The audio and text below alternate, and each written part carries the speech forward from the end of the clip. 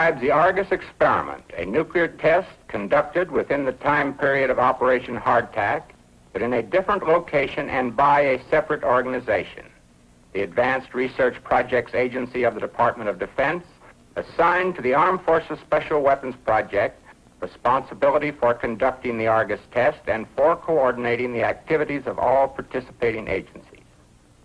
This motion picture can serve a dual purpose. It will be my preliminary report to the Advanced Research Projects Agency, and it can serve as an orientation for those previously unfamiliar with Argus. For this reason, the report includes a discussion of the background as well as the execution and findings of the project. More detailed written reports are, of course, being prepared. To administer Argus, a special weapons test project was organized within AFSWAP to function under command of Rear Admiral Lloyd M. Mustin. Admiral Mustin also assumed personal command of Task Force 88, created to carry out the seaborne phase of the operation.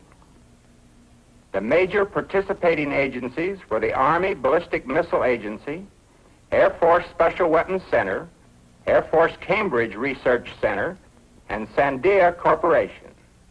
Navy participation included technical aspects carried out under the Office of Naval Research and the furnishing of Task Force 88 for operations at sea. To explain the nature of Argus and its background, I will call on Captain William Wallace, USN, who was Senior Technical Staff Officer of the task force, as well as Chief of the Analysis Division of AFSWAP.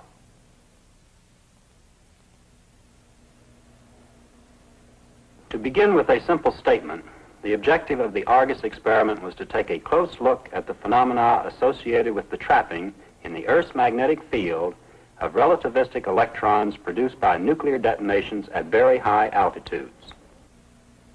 It was necessary to learn the governing parameters of these phenomena so we could make reliable estimates of their military importance. There seemed to be a good possibility that they were very important, and for that reason, there was a pressure on this entire operation to secure quick results.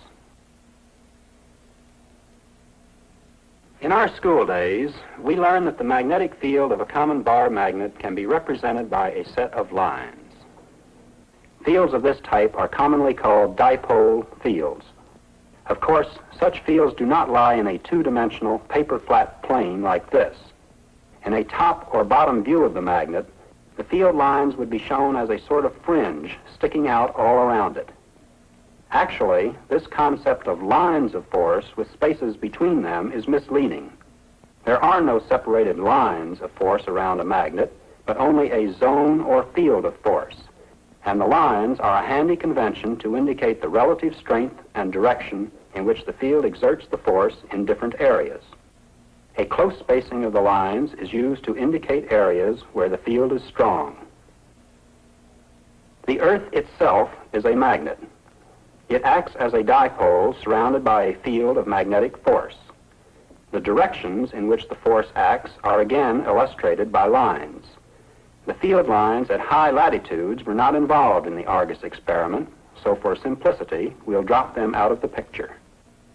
Looking at this cross-section view, we see that the magnetic field extends a great distance from the Earth, so we need a number of layers of lines to show the strength and direction of the field at different altitudes. Remember that this is a cross-sectional view. Any one of these field lines can be thought of as lying in a shell, made up of lines of that particular size and extending to the same altitude all around the Earth. Perhaps the easiest way to visualize this is to picture each shell as roughly like a giant automobile tire around the world. The tire beads, which are the north and south edges of the shell, will describe rings on the Earth's surface corresponding to north and south geomagnetic latitude lines around the Earth. For the concept of many layers of shells, we picture concentric layers of tires, each nested inside of the next bigger tire. The magnetic surfaces and field lines illustrated by these tires are the foundations of our project. Accepted theory tells us that if a charged particle like an electron moves in a magnetic field, it may, under certain circumstances, be deflected into a helical or spiral path, winding around the imaginary magnetic field lines. As this previous chart showed, the Earth's magnetic field lines converge to a denser pattern at both their north and south ends. If a particle trapped in the Earth's field spirals into such an area where the field lines converge, the spiral gets progressively flatter and flatter, and finally reverses, and the particle goes right on back the way it came, spiraling around the same lines, having lost very little energy from the change at the mirror point. Now, if we think of this effect in relation to some given magnetic line of force in the Earth's field, we see that such a particle might be trapped and mirrored back and forth for a considerable period, if the reversal or mirror point is located high enough, substantially clear of the atmosphere. If the mirror points are too low, the electron will dip into the atmosphere at each end of its shuttle and soon be lost by collision with air molecules. A mechanism similar to this is accepted as one of the causes of auroras. Streams of charged particles ejected from the sun reach the Earth and are trapped in some set of the Earth's field lines. Those particles with low mirror points hit and excite the atmosphere at each end, or conjugate point, causing the auroral glow. Aurora borealis in the north, and simultaneously an aurora australis in the south. Now, there is one other important effect that operates here. If we look northward, directly along a group of magnetic field lines, we could picture their imaginary ends as an equal number of imaginary points. From here, we might expect to see any spiraling electron describing neat circles if it travels in a uniform field. However, the magnetic forces around the Earth are not uniform. They are stronger at lower altitudes, which we show by a denser concentration of lines, or from this angle, dots. In this environment, the path of the spiraling electron is not perfectly circular. It tends to turn in a tighter arc in the more intense field at the bottom of each loop than at the top. As a consequence, the trapped electron's helical path has a substantial component of migration to the east as it shuttles back and forth, north and south. If it were a positively charged particle, it would migrate to the west. But we are only interested in electrons at the moment, high-energy electrons, with speeds so near the velocity of light that we must apply Einstein's laws of relativity in dealing with them, which is why we refer to them as relativistic electrons. Their energies are in the neighborhood of 1 to 6 million electron volts. Here again is a representation of a layer of the magnetic field surrounding the Earth. If a quantity of relativistic electrons is properly injected into this field at a given point, some percentage of them would not only be trapped into shuttling back and forth along the field lines, but would also migrate eastward, spreading a shell of electrons entirely around the Earth. An approximation of this effect can be shown with a device developed by the Naval Research Laboratory and called a sturmatron, as a tribute to the Norwegian physicist Carl Sturmer. Here, a beam of electrons is directed at a small spherical dipole simulating the Earth in an evacuated chamber. The magnetic field of the sphere traps the particles into a path outlining the magnetic field in the same general contours we used in our drawings. Observe particularly the two fluorescing bands traced around the sphere like latitude lines, where the north and south edges of the electron shell contact the surface. If we look at the effect from the direction of one of the poles, the field is seen as a symmetrical circular fringe, as would be expected. The background up to this point explains the nature of what has become known as the Argus effect. The trapping of injected electrons into a shell spread around the Earth, and the subsequent effects caused by these electrons. As I said earlier, the elements of this theory had been rather generally accepted long before this operation. The aspects which were new and which interested us were the military implications. These aspects were explored in a theoretical work by Mr. Nicholas Christopoulos, a physicist with the University of California Radiation Laboratory. It was pointed out that the explosion of nuclear weapons at a proper height above the Earth could inject into the magnetic field a large quantity of relativistic electrons derived from beta decay of the fission products. Christopoulos predicted that the trapped electrons would, as a consequence of their spiraling flight, emit a form of synchrotron radiation. A simpler name for this is radio noise, with a very wide band or white noise spread of frequencies. Now suppose we have an anti-ICBM radar looking north here to watch for any enemy missiles coming over from that direction. Next, suppose that an enemy, just before launching his missiles, detonates enough high-yield, high-altitude fission weapons to spread a shell of noisy electrons all around the world. Electrons emitting radio noise in the frequencies our radar uses. The shell would amount to a screen that could severely limit the range at which our ballistic missile early warning system could see oncoming missiles, or could conceivably blind the system entirely. It appeared that if a sufficiently dense relativistic electron shell were established, any ICBM penetrating the shell would be surface heated to such a degree as to make it a bright target for heat-seeking anti-missiles, which would allow detection and defense even if our radar performance were degraded.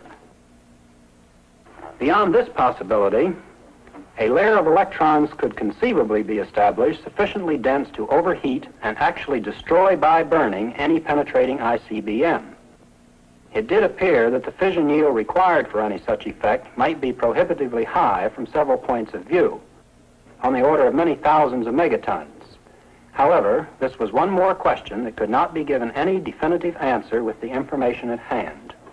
For a valid survey of the military implications, we had to plug some of the thin spots in our theoretical structure with actual experiment. We had to know a number of things.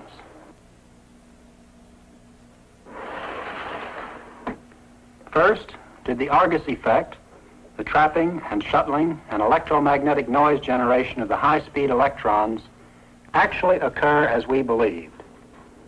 If it did, what was the trapping efficiency of the effect at heights of interest?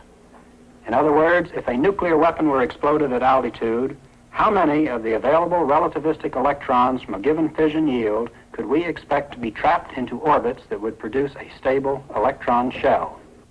Then, how stable would the shell be? What would be the effective lifetimes of the orbiting electrons? In order to answer these and other equally relevant questions, the Advanced Research Projects Agency requested Chief ASFOP to get Argus moving as quickly as possible. The operational concept was simple, at least in statement.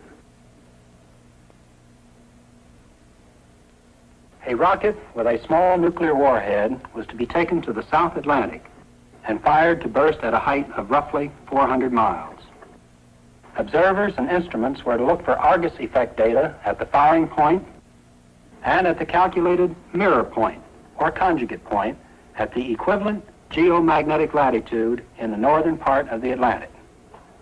Prior to the burst, several instrumented satellites were to be placed in orbit around the Earth. The closer to a polar orbit, the better for our purposes.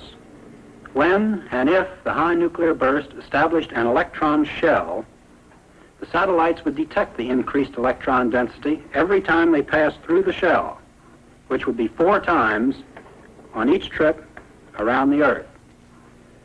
Telemetering of the satellite signals to ground stations would then give the information we needed. Still another program was to utilize instrumented high-altitude sounding rockets to telemeter data obtained by passing through the shell, either from below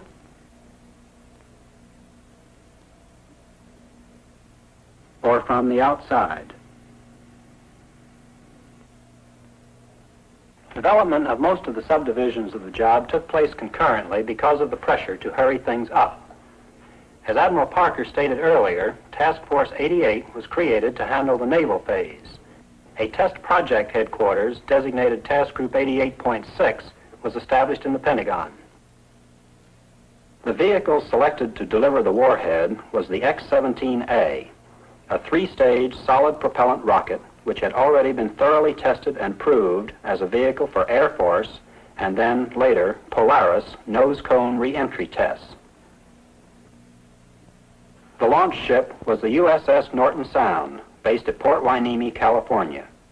She is a seaplane tender converted to a missile ship and required little modification for X-17A launchings. Before leaving for the South Atlantic, Norton Sound took 4 X-17As out for test firings in July off the California coast. This was both to work any bugs out of the equipment and system and to provide experience for the launch and tracking crews. The rocket's third stages were equipped with beacon transponders for radar tracking purposes. Their dummy warheads contained instrumentation to telemeter performance of the arming and firing system. Shot number 1 went off well. Stabilized by the small spin rockets belted around the first stage, the rocket reached altitude successfully. Note that the spin rockets fall away from the main rocket body as soon as the rotation is established. Rocket number 2 launched satisfactorily, but broke up in flight with wild veering. Rocket number 3 also broke up in flight. It was concluded that the induced spin rate was coinciding with the resonant frequency of the vehicle in the new configuration used for this particular project. To eliminate this source of trouble, the spin rockets were omitted from rocket number 4, with a hope that the consequent increase in dispersion would be acceptable. The cure worked, and rocket 4 flew satisfactorily, reaching a height in excess of 300 nautical miles. Incidentally, for convenience and consistency, we will use nautical miles as our dimensional unit throughout this report. After these trials, Norton Sound returned to Port Hueneme.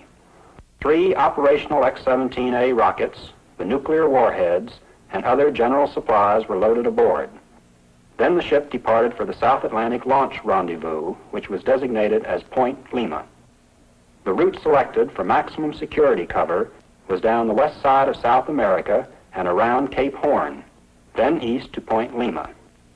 August is midwinter and cold in the South Atlantic. No routine activities such as whaling are likely to bring ships into the area at this season.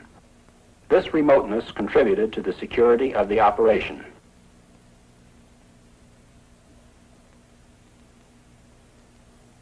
The remaining ships of Task Force 88, assembled at and departing from the East Coast, were 2 destroyers, 2 destroyer escorts, 2 oilers, and the aircraft carrier Tarawa, with crews totaling some 4,000 men. Tarawa was the flagship of Admiral Mustin, who embarked at Quonset Point. These ships departed for the South Atlantic in early August, with no stops scheduled en route. As is normally the case when circumstances permit, Davy Jones, King Neptune, and his court came aboard as the task force crossed the equator.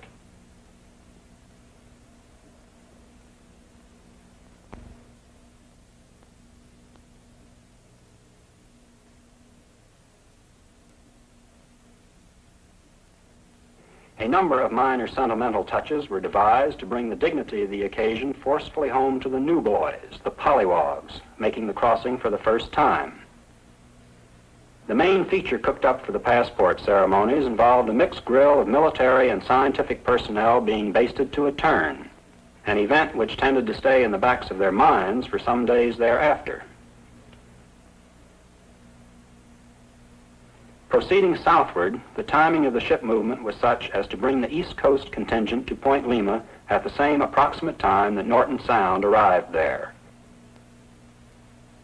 Selection of this particular locality out of the vast area at hand was dictated by a sort of reverse process. To begin with, we are accustomed to Mercator projection maps with straight latitude and longitude lines at neat right angles to each other, and based on the geographical North and South poles. The geomagnetic North Pole, based on the Earth's magnetic field, is something like 700 miles south of the geographic pole, roughly on the west coast of Greenland. In addition, the center of the magnetic field is somewhat displaced from the Earth's true center. For these reasons and a few others, we find that coordinates based on geomagnetic north and south poles must appear on this type of projection as curves, something like these overlaid lines. Since the Earth's magnetic field is not really symmetrical, the exact coordinates would be even more eccentric than these in some areas, but this pattern is a handy convention. Notice that the geomagnetic equator dips quite far south in the Atlantic. Now, for the Argus operation, we wanted two things: an inconspicuous firing area and a stable instrument platform for observation. These requirements could be met by the choice of the Azores for an observation base and the South Atlantic for a firing area. Working from the fixed Azores location as one end or conjugate point of a given set of magnetic field lines, the other end fell in an area a bit south of Gough Island, roughly as far south of the geomagnetic equator as the Azores are north of it. This southern conjugate point, then, more or less automatically became the firing point. During the time of the task force preparation and move to Point Lima, the other requirements for the operation were also being pushed. I mentioned earlier that artificial Earth satellites were scheduled to do a major portion of the work in locating any electron shell we might succeed in establishing. In this plan, Army's Ballistic Missile Agency was to launch two satellites, Explorer 4 and Explorer 5. Explorer 4's telemetering instrumentation of two scintillation counters and two Geiger counters was designed to count and report particles in 4 different energy ranges, with thresholds for electron energies at about 30 keV, 600 keV, 2.5 MeV, and 5 MeV. The backup satellite, Explorer 5, would have contributed valuable supplementary data, but it failed to go into orbit when the launching attempt was made. On July 26th, however, Explorer 4 was launched from Cape Canaveral and went into orbit successfully. It became the workhorse of the whole project from the standpoint of telling us what was happening. As a starter, it accumulated a great deal of valuable background data between the time of its launching and the first Argus shot a month later. As I mentioned earlier, a satellite reaching high enough latitudes will go through an electron shell 4 times on each pass around the world. If its location at given times can be accurately determined from good ephemeris data, then the time at which it telemeters a report that it is passing through a zone of high electron density will tell us accurately where that zone is. Explorer 4 had a diagonal orbit reaching to about 51 degrees north and south latitudes. For explanation purposes, we can think of this orbit as a more or less fixed and unchanging ellipse, with the world rotating once a day inside of it. It took the satellite something like 2 hours for each pass around the world. During the time of each trip, then, something like 2,000 miles of equator would rotate under the orbit. As the satellite comes around on its next pass, this part of the world will lie under the orbit. 2 hours later, this part. In this way, in time, the satellite would scan the area over the entire world, with the exception of the regions above and below its highest latitudes. Only a satellite with a roughly north and south orbit could have scanned those areas. To track and to read and record the telemeter data from the satellite, we had a net of microlock and Minitrack stations spotted at many places around the world, both in the United States and in foreign areas. Most of these were IGY stations set up for the Navy's Vanguard program, but easily adapted and extremely useful on this job. Others were designed from the start to work on the Army ballistic missile program and furnished most of our early, clear returns on the satellite's findings. Another satellite launching concept was tried by the Naval Ordnance Test Station in California. A 5-stage rocket some 16 feet long was the vehicle for this plan. The instrument package to be put into orbit had to be held below 3 pounds, but with this small size and weight, the rocket could be carried to altitude by an airplane and released in a sort of upward lob that would give it considerable vertical component.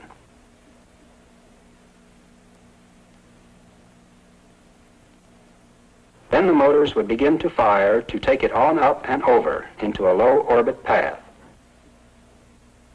The fifth stage motor had a long delay, being timed to ignite after the rocket had gone halfway around the world, so that the rocket kick of the reversed fifth stage would be in the right direction to accelerate the instrument package into a higher and more stable orbit. 6 vehicles for this economical concept were assembled and tested, but various difficulties prevented the achievement of stable orbit by any of them at this stage of the concept development. Still another means of searching for and sampling the Argus electron shell was the Air Force Special Weapons Center program based on sounding rockets.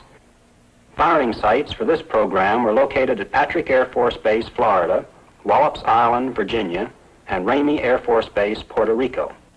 These 5-stage rockets were designed to reach altitudes like 400 miles and were instrumented to count particles with energy thresholds ranging from roughly 0.2 MeV to 5 MeV and telemeter the findings to ground stations. Instrumentation for ground observation of Argus effects was the responsibility of the Air Force Cambridge Research Center. Up north, aboard ship and on the Azores, instrumentation was provided to measure visible auroral effects, their extent and duration, as well as the spectral character of the light emitted, the character of possible radar returns from the induced aurora, variations in the ionosphere caused by the trapped electrons, and perturbations of the Earth's magnetic field induced by the detonations. To widen the observational area, aircraft were assigned to operate out of Lodges Field in the Azores, equipped to measure optical phenomena and perturbations of the ionosphere. The USS Albemarle was also stationed in the vicinity of the Azores to provide a relatively stable but mobile observation platform, instrumented to look for conjugate point phenomena. It may appear that the instrumentation of the conjugate region was over-complex. However, it should be borne in mind that negative data, information that some given effect did not occur, could prove as valuable as positive data. With the task force on station at Point Lima, Explorer 4 in orbit, the sounding rockets and ground instrumentation ready, the time approached for the first firing. While the weather was uniformly raw and uncomfortably chilly, no severe freezing or icing was encountered at any time, even though the operation was not any great distance from the Antarctic ice pack. Weather forecasting was aided by occasional reception of South American or South African radio broadcasts. Beyond that, the task force was dependent on its own Weather Central findings. Winds were more or less uniformly in a range from 15 to 40 knots, usually around 25. One storm had gusts up to 65 knots. Tracking of the Raven balloons gave us the ballistic wind, the composite wind vector made up of all the significant wind layers up to around 10,000 feet. This composite wind had to be cranked into the launching data of the missile to obtain a near vertical launch, necessary to reach the desired altitude. To track the X-17A rockets and to locate the burst points, MSQ-1A radar vans were placed aboard Tarawa and Neosho, which were to stand off 15 to 20 miles from the launch ship at each firing to secure a reasonably wide tracking angle. As it turned out, the MSQ-1As were not adequate for this type of missile, with its great range, high acceleration, and large dispersion. Unlimited range without manual recycling and ability to track up past 90 degrees without rotating the antenna would be mandatory for good performance. Also, stabilization for the antennas against pitch and roll should be devised for any future assignment in this category.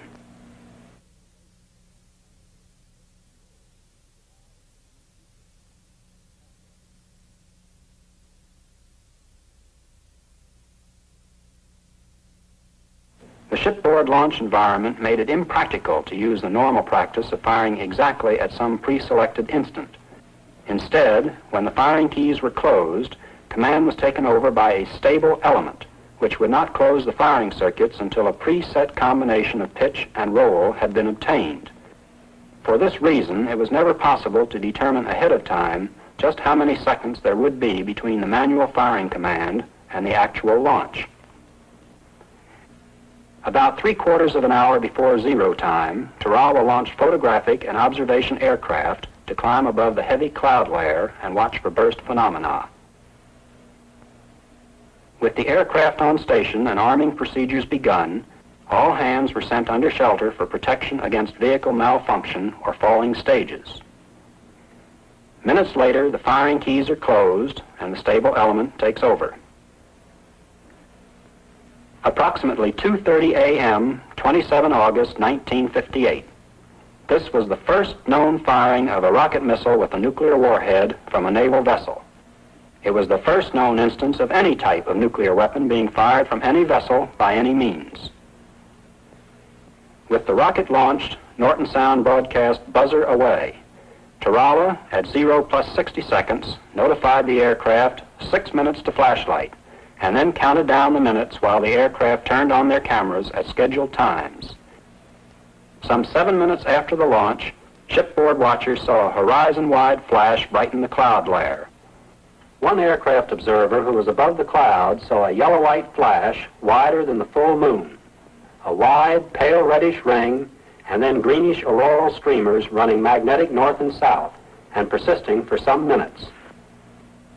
That was shot one.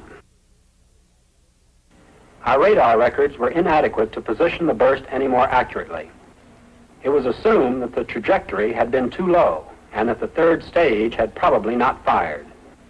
It seemed questionable whether the low burst height would fulfill Argus effect requirements unless convection raised enough fission products to heights where their beta decay electrons could be satisfactorily trapped. Our best guess as to where the conjugate point of the burst would be found was somewhere in this area below the Azores group. If the Argus effect electron shell defined by these conjugate points were set up around the world, we hope to locate the northern edge of the shell running parallel to the geomagnetic latitude lines belonging to this region, though not necessarily on top of this particular sample line. After the shot, there were some inconclusive reports of an aurora sighting and of a radar return in the cloudy Azores area, and that was all from there. Returns from the high-altitude sounding rockets at Wallops, Patrick, and Ramey were doubtful or negative at that time. However, a quick-look readout from the Army microlock station at Huntsville, Alabama, indicated a band of increased particle count some 200 miles thick and 2 to 5 times background in areas high above Haiti, Mexico, and Baja California. By extending the magnetic field lines running through these spots down to where they would intersect the Earth's surface, we derived what we called ground intercept points. It was reassuring that these points lay along a line close to and roughly paralleling the geomagnetic latitude lines where we expected to find them. It indicated that we had indeed trapped electrons in the Earth's magnetic field. However, because of the negative results from other projects and the low altitude of the burst, Task Group 88.6 headquarters concluded that a second shot was required. In order to put the conjugate point farther north so that observers would be under the expected phenomena and be able to get better measurements, it was recommended that the launch be made from a point farther south than before. Task Force 88 was standing by in the South Atlantic during these deliberations. Fuel to last out any reasonable operational period was no problem because of the presence with the force of the oilers Neosho and Salamone.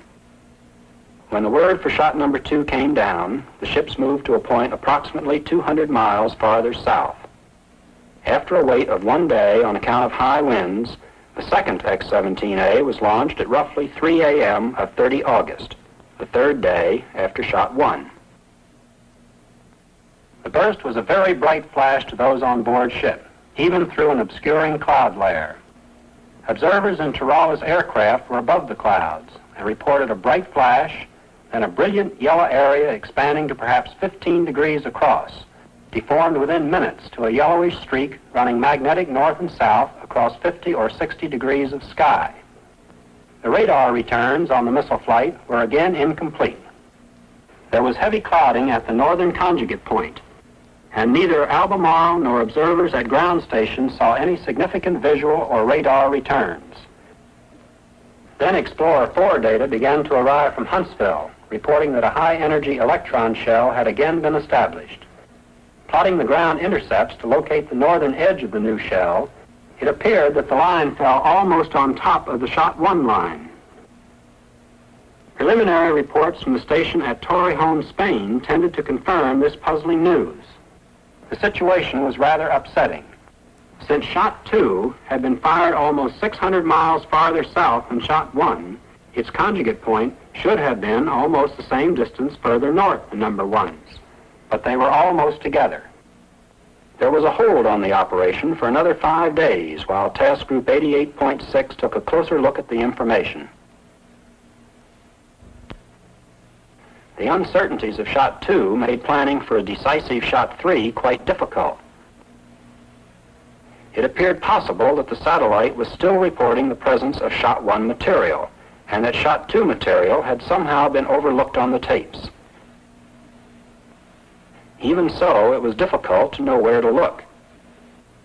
At this point, Albemarle was sent south of the Azores to see if any effects could be located there. Nothing significant was found. It was tentatively decided to leave Albemarle there, send the Air Force C-97 to look northward, and fire number 3 from a point still farther south than number 2. A complicating factor during this time was that one of the sounding rockets fired from Wallops Island right after Shot number 2 had reported a zone of strong activity well to the north of Shot 1's shell. This report led to a closer scrutiny of the satellite reports. It was finally determined that an ephemeris error had accumulated since Shot 1 to a total of almost 2 minutes, putting our determination of the satellite's position off by that much. Correcting for this moved the ground intercepts northward by some 500 miles, and we were in business again. This was more like what had been expected. I would like to point out again, however, that this sample geomagnetic latitude line is only a first approximation, and our results should not be expected to parallel it exactly. The launch point previously selected for Shot 3 was kept, and Albemarle was moved up to look for conjugate point effects to the northwest of the Azores. Shot 3 was fired roughly 2 hours before midnight, 6 September. There were no clouds, and the flash of the explosion 7 minutes later was clearly visible to observers in the task force, as well as to those in the observation aircraft. The flash was extremely brilliant. Then, in a second or so, a bright yellowish band streaked some 40 degrees across the sky toward magnetic south. Watchers on the ships reported a brilliant greenish aurora around the southern end of the streak. This time, the sky was also clear up north, and Albemarle reported seeing a mild auroral glow about 6 degrees wide, bearing approximately 280 degrees true. Furthermore, the ship's radar found a 30 megacycle echo on the same line and lasting half an hour, some 400 miles away. These items locate the true conjugate point of the last shot only roughly, since they were quite possibly not caused by electrons, but by heavy, low-energy positive particles which would migrate west of the true conjugate point. However, the effects do define the conjugate point latitude line pretty well. The satellite, Explorer 4, again found high-energy electron zones in the exosphere, this time where they were anticipated. The ground intercepts defined a geomagnetic latitude line that fell very close to the one from Shot 2, and again conformed within reason with the contours originally calculated for this area. At this point, the active phases of the operation were about over. The task force prepared to return to port, and the head-scratching over miles of data tapes got underway. For one thing, the best fit to our shipboard firing and radar data has indicated that the third stages of both Shot 1 and Shot 2 failed to fire. This was probably due to environmental conditions under which the X-17A had never previously operated, and which there was not time to test for before the operation. When all the results were pulled together, they proved qualitatively the existence of the Argus effect. Establishment of electron shells derived from beta decay of fission products in the exosphere has been demonstrated. After each detonation, all detector channels of the satellite reported concentrations of high-energy electrons in areas where theory said such concentrations should exist. There is apparently only a relatively slight diffusion of the shuttling electrons in directions that would carry them to higher or lower layers. However, the average half-life of the electrons was only something like 24 hours. This figure, of course, applies only at the altitudes at which the satellite sampled the shells. Lower down, collisions with air molecules would obviously shorten the mean lifetimes. Those electrons with high mirror points probably have much longer lifetimes. Just how long can only be reliably determined by data from a satellite with a much higher apogee, of at least 1 Earth radius, and preferably in a transpolar orbit for maximum benefit to this and other important research. I should mention here that the Argus experiment not only gave us data on urgent military considerations, but also produced a great mass of geophysical data, pure scientific material of great value. This pretty well covers the superficial technical aspects of the project. Admiral Parker will complete his report. A successful operation was conducted in which nuclear detonations were delivered from the desired locations to the designed altitude.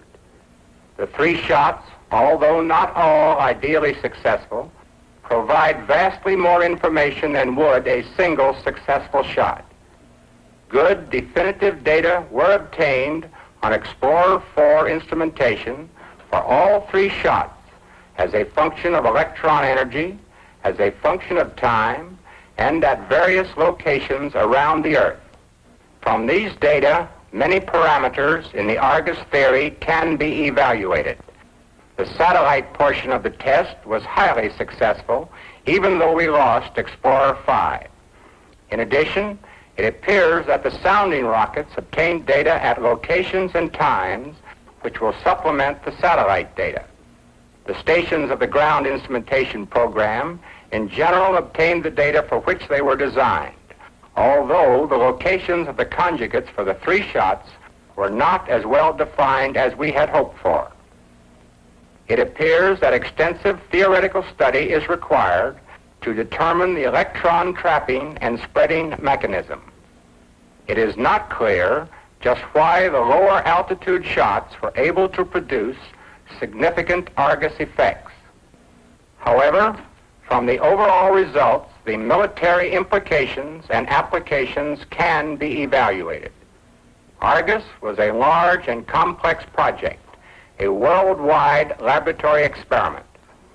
It was undoubtedly the largest scale single geophysical experiment ever programmed. Yet it was carried out under the considerable handicap of a top-secret restricted data classification. This was imposed mainly by political necessities and maintained so successfully that very few of the actual operational personnel ever knew the relation of their activities to the whole Argus experiment. From the angle of the pressure of time, we can point out with pride that Argus was examined, approved as a project, assigned, prepared for, and executed in only 5 months. This in itself was a substantial achievement by all hands. This concludes my report on the Argus experiment.